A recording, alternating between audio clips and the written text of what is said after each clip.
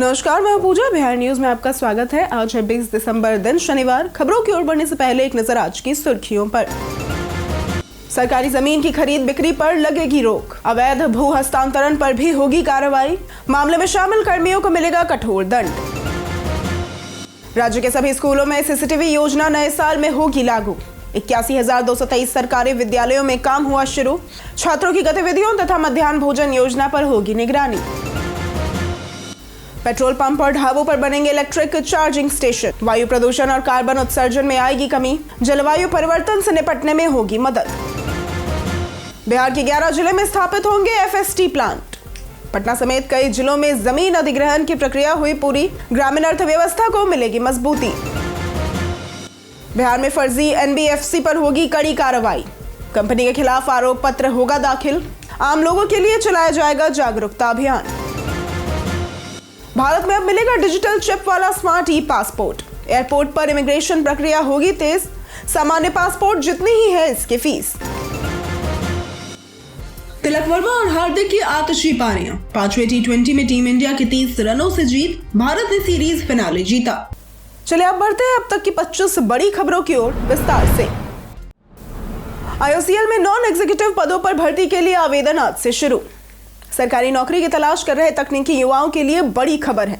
Indian oil corporation limited यानी कि IOCL ने रिफाइनरी डिवीजन में नॉन एग्जीक्यूटिव कैडर के 394 पदों पर भर्ती का ऐलान किया है।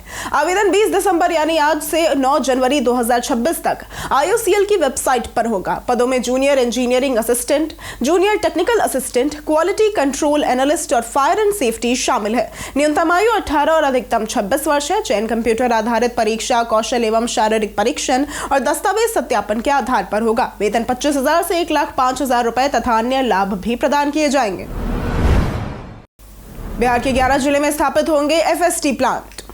बिहार सरकार ने ग्रामीण क्षेत्रों में स्वच्छता, पर्यावरण संरक्षण और संसाधनों के पुनः उपयोग को बढ़ावा देने के लिए 11 जिलों में फैकल स्लज ट्रीटमेंट प्लांट यानी कि एफएसटीपी स्थापित करने की पहल की है।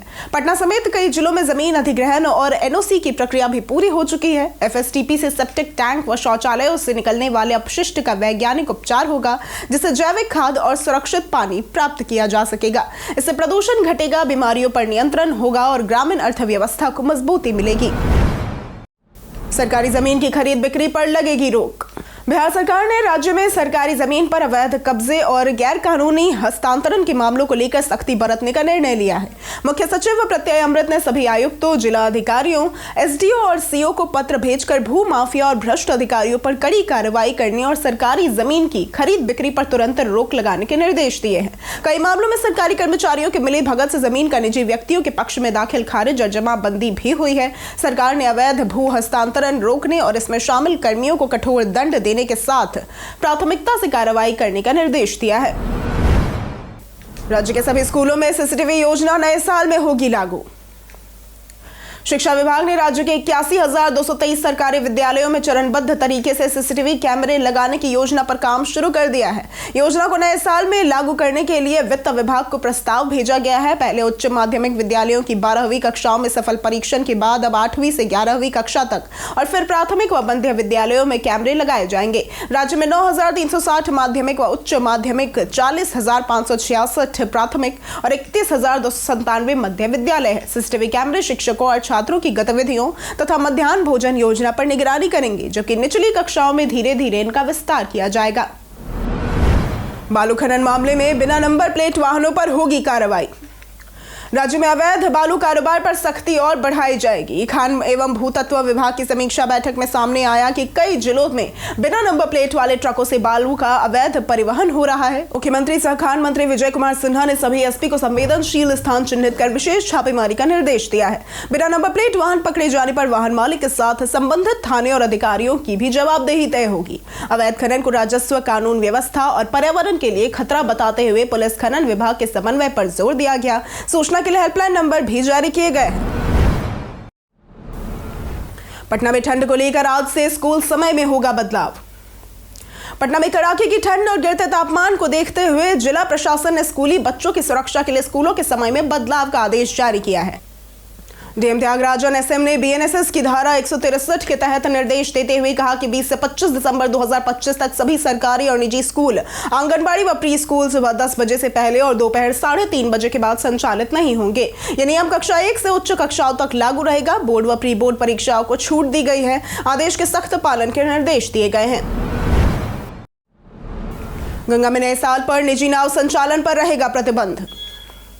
पटना प्रशासन ने क्रिसमस यानी कि 25 दिसंबर 2025 और नव वर्ष के दिन यानी कि 1 जनवरी 2026 के अवसर पर गंगा नदी में निजी नाव और बोट संचालन पूरी तरह से प्रतिबंधित कर दिया है।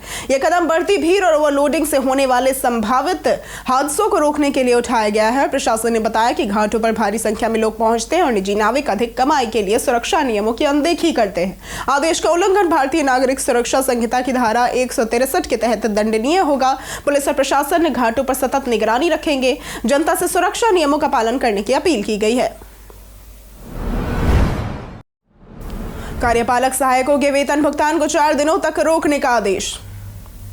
पंचायती राज विभाग ने राज्य के विभिन्न जिलों के 50 से भी अधिक कार्यपालक सहायकों के वेतन भुगतान को 4 दिनों के लिए रोकने का आदेश जारी किया है। विभाग की मॉनिटरिंग सेल ने रैंडम वीडियो कॉल के माध्यम से उनकी उपस्थिति जांची, जिसमें कई सहायक अपने कार्य क्षेत्र से अनुपस्थित पाए गए। मुजफ्फरपुर, मीनापुर सहित गयाजी, गोपालगंज, मधुबनी, जहानाबाद, खगड़िया, कटिहार, पटना, नालंदा, पूर्वी चंपारण, नवादा, समस्तीपुर और सारण के सहायकों पर भी कार्रवाई हुई। संयुक्त सचिव ने बताया कि यह अनुशासनहीनता, लापरवाही और स्वेच्छाचारिता के कारण किया गया है और सभी जिला पदाधिकारियों को स्पष्टीकरण लेने का निर्देश दिया गया है। मढ़ौरा की रेल इंजन ने बनाई विदेशों में पहचान। सारण जिले के मढ़ौरा स्थित WLPL लोकोमोटिव प्लांट ने वैश्विक पहचान बनाई है, जहां निर्मित रेल इंजन अब अफ्रीकी देश गिनी में सफलतापूर्वक संचालित हो रहे हैं। झंझारपुर के विधायक और पूर्व मंत्री नीतीश मिश्रा ने इसे सोशल मीडिया पर शेयर करते हुए खुशी जताई और लिखा कि यह पहली बार है जब बिहार में बने रेल इंजन विदेश में दौड़ रहे हैं। उन्होंने पीएम मोदी और सीएम नीतीश कुमार की प्रशंसा करते हुए कहा कि मेक इन इंडिया से आगे बढ़कर बिहार अब मेक फॉर द वर्ल्ड में योगदान दे रहा है। पीएम मोदी ने 20 जून 2025 को इन्हें रवाना किया था। जाने स्मार्टफोन की लत से बचने के आसान उपाय। स्मार्टफोन की अधिक लत से नींद, सेहत, रिश्तों और मानसिक शांति प्रभावित होती है। इससे बचने के लिए डिजिटल डिटॉक्स अपनाना जरूरी है, जिसका मतलब फोन को पूरी तरह से छोड़ना नहीं बल्कि संतुलित इस्तेमाल है। इसके लिए दिन में 3 से 4 बार 5 से 30 मिनट के छोटे छोटे ब्रेक लें। ज्यादा इस्तेमाल होने वाले ऐप्स को होम स्क्रीन से हटाएं और स्क्रीन टाइम या डिजिटल वेलबींग से लिमिट तय करें। रात में फोन ऑफ करने का समय तय करें, नोटिफिकेशन मैसेज करें और जरूरी होने पर फीचर फोन या स्मार्ट वॉच का इस्तेमाल करें। इससे स्मार्टफोन एडिक्शन कम हो सकता है। पेट्रोल पंप और ढाबों पर बनेंगे इलेक्ट्रिक चार्जिंग स्टेशन। बिहार के उप मुख्यमंत्री सम्राट चौधरी ने पटना में मुख्य सचिव प्रत्यय अमृत और परिवहन विभाग के वरिष्ठ अधिकारियों के साथ बैठक में राज्य में इलेक्ट्रिक वाहनों को बढ़ावा देने पर जोर दिया। उन्होंने निर्देश दिया कि पेट्रोल पंप, ढाबे और रेस्टोरेंट में इलेक्ट्रिक चार्जिंग स्टेशन स्थापित किए जाएं, जिससे इलेक्ट्रिक वाहन उपयोग, निजी निवेश और स्थानीय रोजगार को बढ़ावा मिलेगा। सम्राट चौधरी ने कहा कि इलेक्ट्रिक वाहन किफायती, कम रखरखाव वाले और पर्यावरण के अनुकूल है। इसके माध्यम से वायु प्रदूषण और कार्बन उत्सर्जन में कमी आएगी, जो जलवायु परिवर्तन से निपटने में सहायक होगा। यूपीएससी 2025 में बिहार के राजन ने लगातार दूसरी बार किया टॉप।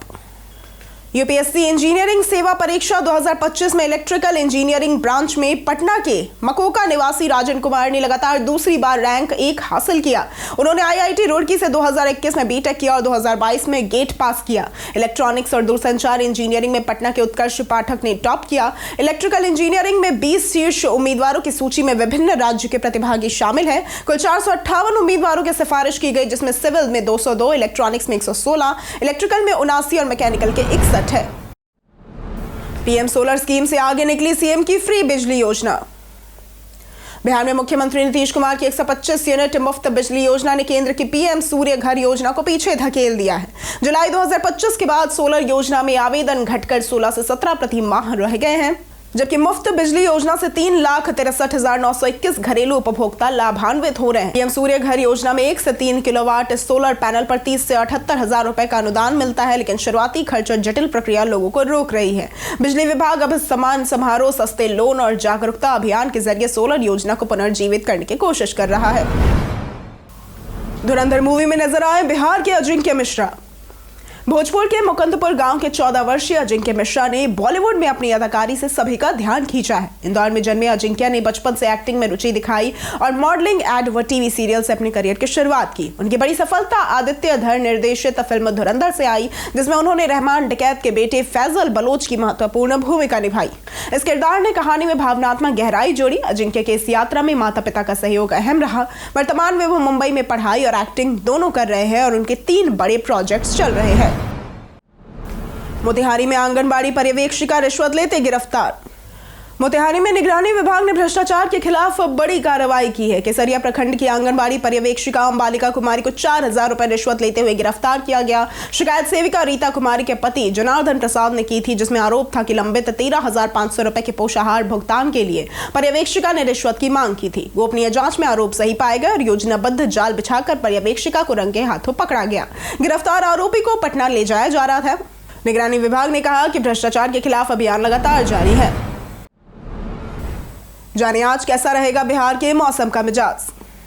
भारत मौसम विज्ञान विभाग यानी कि IMD के अनुसार बिहार के बड़े हिस्से में शीतलहर और घना से बेहद घना कोहरा छाया रहेगा। अगले 3 दिनों तक मौसम शुष्क रहेगा, लेकिन 30 किलोमीटर प्रति घंटे तक की तेज हवाओं से ठंड और बढ़ेगी। देर रात और सुबह पश्चिमी, मध्य व पूर्वी बिहार के कई जिलों में मध्यम से घना कोहरा रहेगा, जिससे दृश्यता बेहद कम हो सकती है। न्यूनतम तापमान कई जिलों में 10 डिग्री सेल्सियस के आसपास पहुंच गया है। कोहरे के कारण सड़क और रेल यातायात प्रभावित हो रहा है। प्रशासन ने सतर्क रहने और लोगों को अनावश्यक यात्रा से बचने की सलाह दी है। गयाजी में दून एक्सप्रेस से 102 कछुए बरामद। गयाजी जंक्शन पर रेलवे सुरक्षा बल ने ऑपरेशन विलेप के तहत वन्यजीव तस्करी के खिलाफ बड़ी कार्रवाई करते हुए दून एक्सप्रेस से 102 जिंदा कछुए बरामद किए। संयुक्त गश्त के दौरान कोच S3 से 5 पिट्ठू बैग और 1 झोले में कछुए मिले, जिनकी अनुमानित कीमत 51 लाख रुपए है। पूछताछ में किसी यात्री ने दावा नहीं किया। कछुए वन्य जीव संरक्षण अधिनियम 1972 के तहत संरक्षित है। RPF ने सभी कछुओं को सुरक्षित रूप से गया वन विभाग को सौंप दिया है। यह मामला अंतर्राज्यीय तस्करी से जुड़ा माना जा रहा है। PMCH में तैयार हुआ air ambulance helipad. Patna medical college अस्पताल यानी कि PMCH के नए भवन की छत पर हेलीपैड तैयार हो गया है और यह बिहार का पहला अस्पताल होगा जहां गंभीर मरीजों के लिए एयर एम्बुलेंस सुविधा शुरू की जाएगी। 10वें फ्लोर पर बने हेलीपैड से रैंप और लिफ्ट के जरिए मरीज सीधे इमरजेंसी तक पहुंचेंगे। DGCA से NOC मिलते ही यह सुविधा फरवरी तक शुरू होने की उम्मीद है। मुख्यमंत्री नीतीश कुमार के ड्रीम प्रोजेक्ट PMCH का पुनर्निर्माण 5,540 करोड़ रुपए की लागत से हो रहा है। 5,462 बेड के साथ यह दुनिया का सबसे बड़ा अस्पताल बनेगा, जिसकी परियोजना 2027 तक पूरी होगी। हिजाब मामले की महिला डॉक्टर ने पहली बार दी प्रतिक्रिया। डॉक्टर नुसरत परवीन 20 दिसंबर यानी कि आज सदर प्राथमिक स्वास्थ्य केंद्र में अपनी नौकरी ज्वाइन करेंगी। नियुक्ति पत्र वितरण कार्यक्रम के दौरान उनके हिजाब को CM नीतीश कुमार ने सरकाया था, जिससे विवाद और राजनीति शुरू हुई थी। हालांकि डॉक्टर नुसरत और उनके परिवार ने कहा कि उन्हें CM से कोई नाराजगी नहीं है और मामले को बेवजह तूल दिया गया। उनके college principal doctor Mohammad Mahfuzur Rahman ने भी पुष्टि की कि नुसरत किसी तरह की नाराजगी नहीं है और उन्होंने कहा कि इसे मजहब से जोड़ना गलत है। सभी छात्राओं ने ज्वाइनिंग लेटर मिलने पर खुशी मनाई। Land for job case transfer मामले में राबड़ी देवी की याचिका खारिज। दिल्ली की राउज एवेन्यू कोर्ट ने राबड़ी देवी की उस याचिका को खारिज कर दिया जिसमें उन्होंने खुद और परिवार के खिलाफ आपराधिक मामलों को जज विशाल गोंगने को ट्रांसफर करने की मांग की थी। उनके वकील का दावा था कि मौजूदा अदालत में निष्पक्ष सुनवाई का भरोसा नहीं है और कार्यवाही पक्षपातपूर्ण है। जांच एजेंसियों ने विरोध किया और कहा कि सुनवाई पूरी तरह कानूनी और पारदर्शी तरीके से हो रही है और बिना ठोस आधार ट्रांसफर मांग न्यायिक प्रक्रिया बाधित करने जैसा है। यह मामला IRCTC टेंडर और लैंड फॉर जॉब से जुड़ा है, जिसमें लालू परिवार के कई सदस्य आरोपी हैं। भारत ने सीरीज फिनाले जीता। तिलक वर्मा और हार्दिक पांड्या की तूफानी बल्लेबाजी की बदौलत भारत ने अहमदाबाद के नरेंद्र मोदी स्टेडियम में खेले गए 5वें और अंतिम T20 मुकाबले में साउथ अफ्रीका को 30 रनों से पराजित कर दिया। भारत ने पहले खेलते हुए 20 ओवर में 5 विकेट के नुकसान पर 231 रन का विशाल स्कोर खड़ा किया। जवाब में दक्षिण अफ्रीकी टीम पूरे ओवर खेलने के बाद भी सिर्फ 201 रन ही बना पाई और 8 विकेट खो दिए। भारत के लिए सबसे बड़ी पारी तिलक वर्मा ने खेली, जिन्होंने 42 गेंदों पर 10 चौकों और 1 छक्के की मदद से शानदार 73 रन जोड़े। उनके बाद कप्तान हार्दिक पांड्या भी पीछे नहीं रहे। 38 गेंदों में 5 चौके और 5 छक्के ठोकते हुए उन्होंने तेज तर्रार 63 रन बनाए और टीम के स्कोर को ऊंचाई दी। कई कारणों से दर्ज है भारत के इतिहास में आज की तारीख। आज की तारीख में 2018 में भारत ने लगातार दूसरी बार नेत्रहीन क्रिकेट विश्व कप जीता था। आज की तारीख में 2010 में 1969 में शुरू हुए दादा साहेब फाल्के पुरस्कार पहली बार किसी सिनेमेटोग्राफर को दिया गया था। 2010 में भारत में मोबाइल पोर्टेबिलिटी सेवाओं की शुरुआत हुई थी। 2008 में बॉलीवुड अभिनेता देवानंद को भारतीय सिनेमा में उनके योगदान के लिए लाइफ टाइम अचीवमेंट अवार्ड प्रदान किया गया था। 1945 में अजीत डोभाल का जन्म हुआ था। ये भारत के राष्ट्रीय सुरक्षा सलाहकार थे। 1871 में रतन जी टाटा का जन्म हुआ था। ये टाटा समूह को खड़ा करने वाले 4 लोगों में से एक थे। भारत में अब मिलेगा डिजिटल चिप वाला स्मार्ट ई पासपोर्ट। भारत सरकार ने ई पासपोर्ट की शुरुआत की है, जिसमें एक इलेक्ट्रॉनिक चिप लगी होती है और यह चिप पासपोर्ट धारक की व्यक्तिगत जानकारी जैसे कि नाम, जन्मतिथि और फोटो को सुरक्षित रखती है, जिससे धोखाधड़ी की संभावना कम होती है। ई पासपोर्ट से एयरपोर्ट पर इमिग्रेशन प्रक्रिया तेज होती है। इसकी फीस सामान्य पासपोर्ट जैसी ही है। आवेदन के लिए पासपोर्ट सेवा वेबसाइट पर रजिस्ट्रेशन, ऑनलाइन फॉर्म भरना, फीस भुगतान और PSK में अपॉइंटमेंट लेना होता है। दस्तावेज सत्यापन और पुलिस वेरिफिकेशन के बाद पासपोर्ट घर भेज दिया जाता है। उज्ज्वला लाभार्थियों के लिए eKYC अनिवार्य। केंद्र सरकार ने LPG सब्सिडी में लंबे समय से चले आ रहे फर्जीवाड़े पर रोक लगाने के लिए आधार आधारित बायोमेट्रिक प्रमाणीकरण और eKYC को पूरी तरह ऑनलाइन, निःशुल्क और आसान बना दिया है। खासतौर पर प्रधानमंत्री उज्ज्वला योजना के लाभार्थियों के लिए eKYC अनिवार्य कर दी गई है, बिना जिसके 300 रुपए की लक्षित सब्सिडी अटक सकती है। उपभोक्ता अब pmuy.gov.in वेबसाइट या QR कोड के जरिए मोबाइल से फेस ऑथेंटिकेशन कर सकते हैं। नई व्यवस्था से फर्जी कनेक्शन, दलालों और गलत लाभार्थियों पर शिकंजा कसेगा और असली उपभोक्ताओं को सीधे लाभ मिलेगा। पटना में कुल जमीन आवेदनों के 36% हुए रिजेक्ट। बिहार में दाखिल खारिज की ऑनलाइन व्यवस्था के बावजूद पटना जिले के रैयत परेशान है। कुल 10.16 लाख आवेदनों में से करीब 36% यानी कि 3.65 लाख आवेदन रिजेक्ट कर दिए गए, जबकि 1.67% अब भी पेंडिंग है। कई अंचलों में रिजेक्शन का आंकड़ा चिंताजनक है और खासकर फुलवारी शरीफ, पालीगंज, बेहटा और दानापुर में।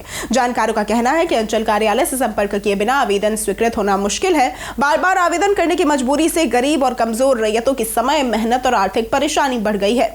हम प्रतिदिन आपसे 5 ऐसे जरूरी सवाल और उसके जवाब बताएंगे जो कि BPSC, बिहार पुलिस, दारोगा समेत SSC जैसे अन्य प्रतियोगी परीक्षाओं में काम आएंगे। सवाल इतिहास, बिहार स्पेशल, विज्ञान, करंट अफेयर्स और भूगोल से रहेंगे। पूछे गए 5 सवालों में आपने कितना सही उत्तर दिया, ये हमें कमेंट करके जरूर बताएं। हमारा पहला सवाल है, बौद्ध राज्यों का वृतांत नामक साहित्यिक कृति किस यात्री से संबंधित है? A जुआनजांग, B यिजिंग, C फैक्सियन या फिर D डायोनीसियस? इसका सही जवाब है C फैक्सियन। और दूसरा सवाल है, बिहार के किस शहर में बुद्ध वाटिका जैव विविधता पार्क का विकास कार्य वर्तमान में चल रहा है? A Patna, B Rajgir, C पिपरघट्टी या फिर D छपरा? इसका सही जवाब है C पिपरघट्टी। हमारा तीसरा सवाल है, बिहार का पहला उर्दू दैनिक किस वर्ष शुरू हुआ था? A 1880, B 1947, C 1876 या फिर D 1850? इसका सही जवाब है C 1876। हमारा चौथा सवाल है, बिहार लोक शिकायत निवारण अधिनियम किस वर्ष में लागू हुआ था? A 2009, B 2012, C 2013 या फिर D 2015? इसका सही जवाब है D 2015। हमारा पांचवा सवाल है, बलवंत राय मेहता समिति के स्वरूप पर आधारित पंचायती राज व्यवस्था को सबसे पहले किस राज्य ने लागू किया था? A Bihar, B Uttar Pradesh, C Rajasthan या फिर D हरियाणा? इसका सही जवाब है C राजस्थान। बीते दिन हमारे द्वारा पूछे गए सवाल का जवाब आप लोगों में से बहुत लोगों ने हमारे कमेंट सेक्शन में लिख कर दिया है। जिन्होंने हमारे द्वारा पूछे गए सवाल का जवाब दिया है उनके नाम है रुपेश कुमार, विजय घायल, मनीष कुमार, रविशंकर, विकास तिवारी, चंपा देवी, पुरुषोत्तम कुमार, कृष्णा प्रसाद, आकाश कुमार, मनुराज, नरेंद्र कुमार, विनोद शाह, लक्ष्मी मेहता, सुरेंद्र कुमार, अब्दुल मन्नान, बीना कुमारी, उमेश कुमार, जया सिंह, राम बाबू दास, अशोक दास, ब्रजमोहन, पंकज राज, सूरज राय, विजय घायल, ज्योति कुमारी, राम कुमार, हरेंद्र सिंह, राजीव कुमार, प्रदीप पंडित, सुमन कुमार, अंकित राज, अतीक खान, पंचानंद कुमार, सरजीत कुमार, विनोद मांझी, ममता कुमारी, जयप्रकाश, बाबूलाल मरांडी, गीता देवी और राजेश कुमार। इसी के साथ बढ़ते हैं आज के सवाल की ओर। आज का सवाल है, अगर आपको सरकार से एक सवाल पूछने का मौका मिले तो आप क्या पूछेंगे? आप अपना जवाब हमें हमारे कमेंट सेक्शन में लिखकर जरूर बताएं। आज के लिए सिर्फ इतना ही। बिहार की तमाम खबरों के साथ बने रहने के लिए देखते रहें बिहारी न्यूज। और साथ ही अगर आप यूट्यूब चैनल पर देख रहे हैं तो चैनल को सब्सक्राइब करें, और अगर आप फेसबुक पेज पर देख रहे हैं तो लाइक और फॉलो जरूर करें।